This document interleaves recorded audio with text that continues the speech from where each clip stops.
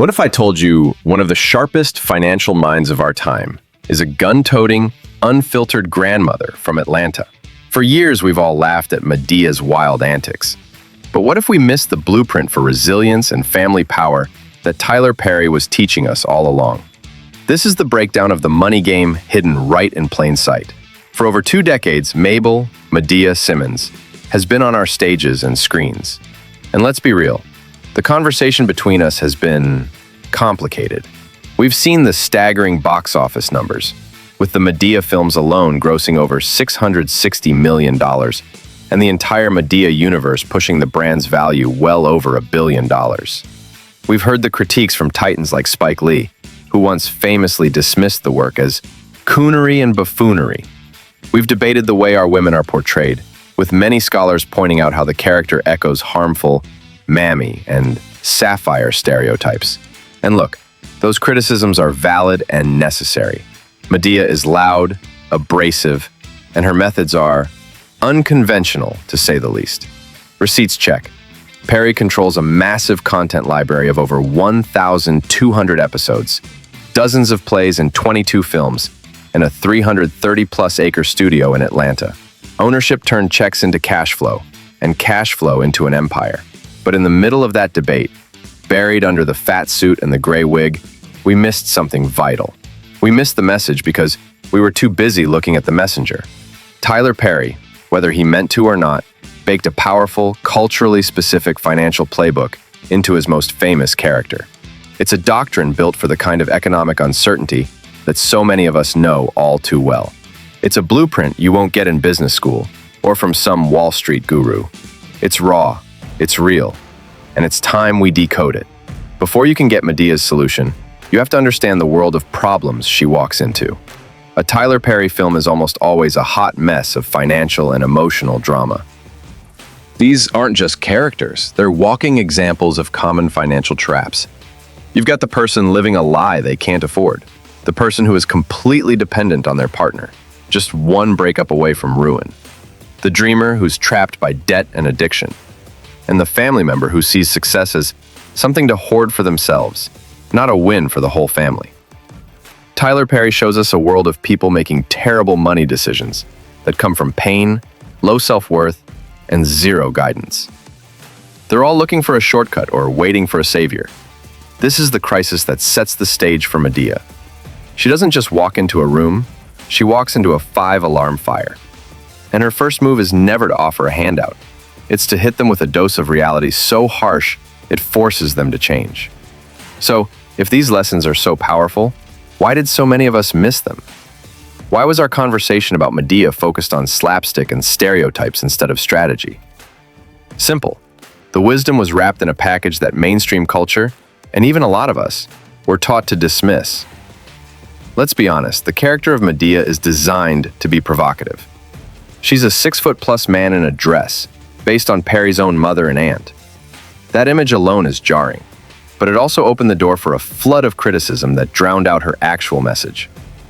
Critics correctly pointed out that Madea carries the DNA of damaging historical stereotypes, specifically the mammy and the sapphire. The mammy is the loyal, desexualized, bossy house servant, while the sapphire is the loud, angry, overbearing black woman. Madea, with her mix of tough love and kitchen table wisdom, can feel like a modern mashup of both. When she pulls out a gun or smacks a misbehaving kid, the first reaction is either shock or laughter. And for too many, the analysis just stopped right there. The debate became about respectability, not the actual message.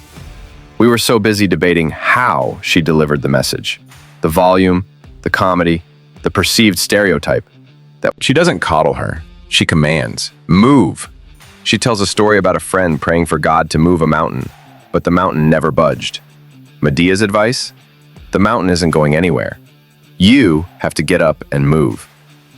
That is the core of Madea's philosophy, a hard rejection of victimhood. She once said, "Everybody got a story. Your mama and daddy gave you life. That's all they were supposed to do. No matter how good, how bad the life was, it's up to you to make something of it. Suck it up and shut the hell up." That's not the language of a financial advisor. It's the language of survival. It's the voice of someone who has seen it all and has zero patience for excuses. When characters are trying to solve their problems by waiting for a man, hoping for a lucky break, or blaming their parents, Madea is the one who shatters that fantasy. In Madea Goes to Jail, her daughter Cora says she needs me time. Medea's response is pure disbelief. You need some what? Cora, did I ever ask you for some me time when I had to cook for you? What the hell is me time? Time for nothing. It's played for laughs, but the message is a sharp critique of self-indulgence when survival is on the line. Her generation didn't have the luxury of me time. They had the necessity of work time. Medea's intervention is like a splash of ice-cold water to the face. It's meant to shock the characters and the audience out of being passive. She forces them to face the hard truth. Nobody is coming to save you. Your rescue is your own damn job. This moment of harsh reality is the catalyst. She's not there to help you build. She's there to make you grab your own shovel. Once the excuses are gone, the first pillar of Medea's financial blueprint comes into focus. We're not talking theory. Here's your 30-60-90. Pause the video and set your targets now. This is radical self-reliance. It's a mindset shift from depending on others to taking control. It starts with action. In the next 30 days, you're going... He didn't wait for Hollywood. He created his own shot. When Madea tells a character, you want something, you gotta go your ass to work. It's a core belief. It's about rejecting entitlement and embracing the grind. That's radical self-reliance. Section 5. The Financial Blueprint. Principle 2. House-sized boundaries and downsizing. The second principle is all about defense, protecting the resources you earned. This means setting house-sized boundaries. Medea's house is her fortress. She decides who gets in, who stays, and what the rules are.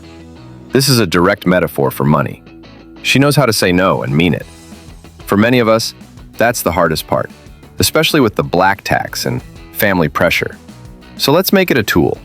Create a one-page family money policy. Define your rules. What's the maximum amount you're willing to lend? What are the repayment terms?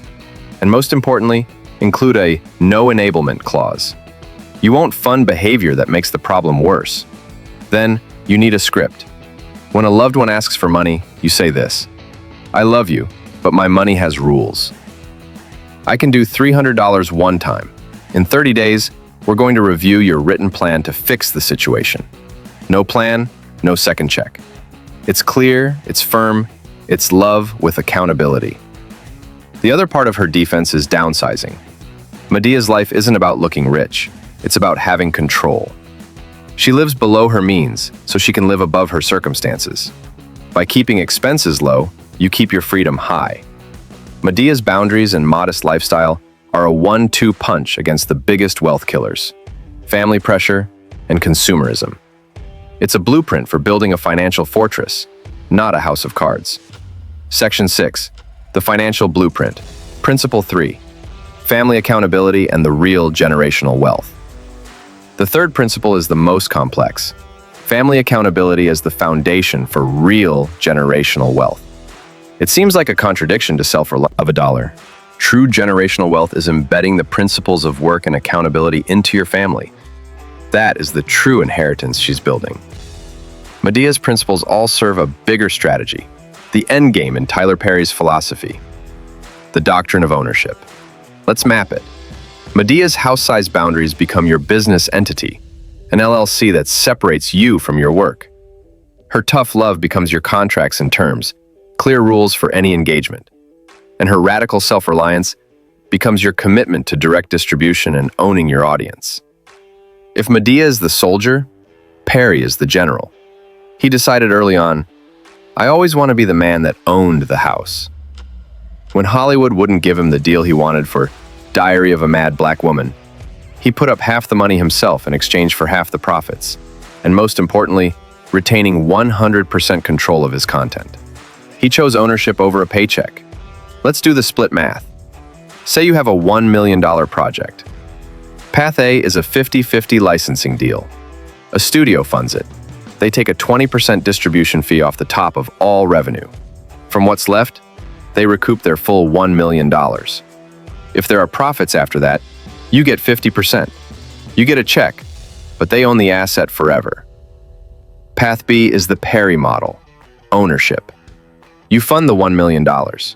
You pay a distributor a fee to get it on platforms, but you keep the back end. On $5 million in revenue, after the distribution fee, you keep $4 million. More importantly, you own the film. Every dollar it makes for the rest of time comes to you. That's the ownership ladder. 1. Own your work. Put your intellectual property into an LLC. 2. Own your audience. Pre-sell and distribute directly to your email list or followers. 3. Own the back end. Always negotiate for revenue share, not just a flat fee. 4. Own the means of production. Reinvest your profits into assets. Your own catalog, your own space, your own studio. Percentage you hold over your own creations.